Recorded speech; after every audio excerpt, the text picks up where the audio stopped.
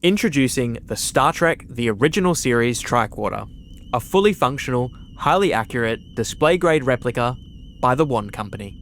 It's the long-awaited fourth item in their series of incredible collectibles from the Star Trek universe.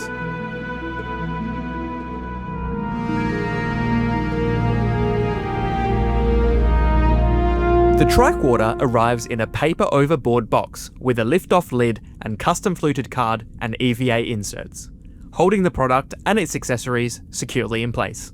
It includes a leatherette carry case, while not seen on screen, is period appropriate and a welcome addition for display. Inside the box, you'll also find 8 removable function discs, a USB-A to USB-C charging cable, removable dividers for the lower compartment, and a detailed instruction manual. First seen in the premiere 1966 episode The Man Trap, the Tricorder was one of many props developed by American designer Wah Chang.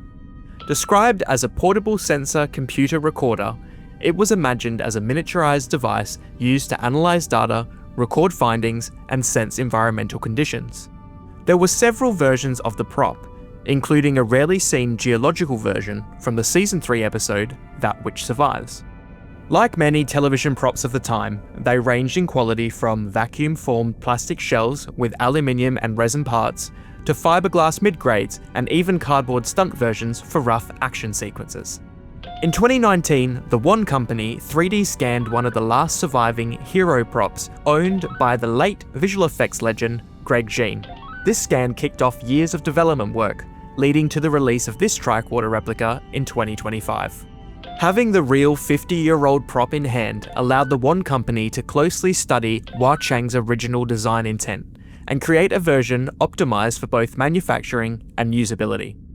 The main body replicates the original Kydex shell using injection-molded ABS. It features precision-machined aluminium parts just like the original prop. The strap is leatherette rather than real leather, and the included stand is die-cast zinc with a brushed nickel finish, EVA padding, and ABS components.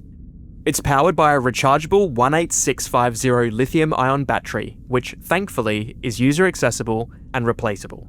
As a side note, I own the Wah Company's 10th Dr. Sonic screwdriver from Doctor Who. It's a great piece, but the built-in battery can't hold a charge anymore, and it's practically impossible to replace without damaging the main body, so this upgrade is much appreciated. The company recommends charging the Tricorder for 4 hours before first use, via the included USB-C cable and a 5-volt power supply. To maintain battery health, they suggest charging it at least once every 6 months when not in use. The Tricorder has 2 compartments. The upper section houses the moire disc, speaker, and the function disc array. Opening automatically illuminates and spins the moire disc, thanks to a magnetic detector. The lower compartment is a storage caddy, and fingers crossed, might someday hold a future scanner replica. To turn on the Tricorder, open the hood and press the middle button. The hood opens almost 180 degrees, just like on the show. Close it to turn off the screen, and if left closed for 15 minutes, it enters hibernation mode. The hood is looser than expected, and requires to be braced when operating the controls. The 3 buttons correspond to the 3 color blocks at the bottom of the display screen. Now, since the original prop didn't have a working display, and any graphics were added in post, you can set the screen to show the classic grey display as seen on TV. Just select the prop button from the menu. When the grey screen is active, all the watch crown lamps glow blue. Brightness is adjustable, and pressing the center button activates the classic scanning sound. The left buttons cycle between 2 additional watch crown sequences, and the right button returns to the main menu. The 8 included discs are laser etched and printed, each representing a different functional mode. Insert a disc into the rightmost slot, and the Tricorder switches automatically to the corresponding mode. While the individual discs were not seen on screen, they were part of Wah Chang's original design. Align all the discs to hide the labels, and they visually replicate the turned metal cylinder as seen on the original hero prop. Here's what each mode does. Status mode toggles between Tricorder and ship views, displaying the Tricorder's real-world status or the fictional Enterprise system alerts. Planetary mode shows data on 15 planets from within our solar system. Logs mode includes every captain's log and ship's log from the original series, plus space to record and play 8 30-second personal logs. Archive mode. Features 12 images and clips from Tricorder scenes in the series, most notably Spock's display in the episode The City on the Edge of Forever. Orientation mode. Uses 2 accelerometers and a magnetometer to track motion and orientation in 3D space. The compass must be calibrated first. Atmosphere mode. Monitors temperature, relative humidity, and barometric pressure. Radiation mode. Detects EM radiation via a base-mounted sensor. An important disclaimer, this is still a prop replica, and I wouldn't trust it for any work on a live electrical system.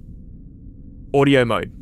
Measures ambient sound with a built-in mic, displaying the signal as a spectral graph and oscilloscope. Finally, engineering mode. Accessed via the override screen. This reveals the One Company's internal diagnostic interface used during its development. Before the Tricorder, the One Company released a universal remote control phaser, a Bluetooth communicator, and a mood rock light. Now, I'm embarrassed to say, I don't own any of them. Back then, the features didn't appeal to me.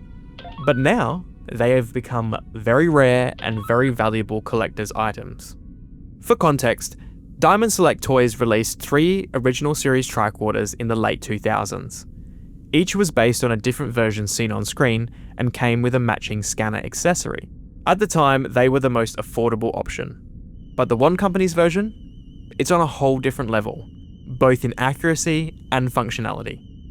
The One Company's mission is to bring sci-fi props to life using clever design, advanced electronics, authentic materials, and top-tier manufacturing.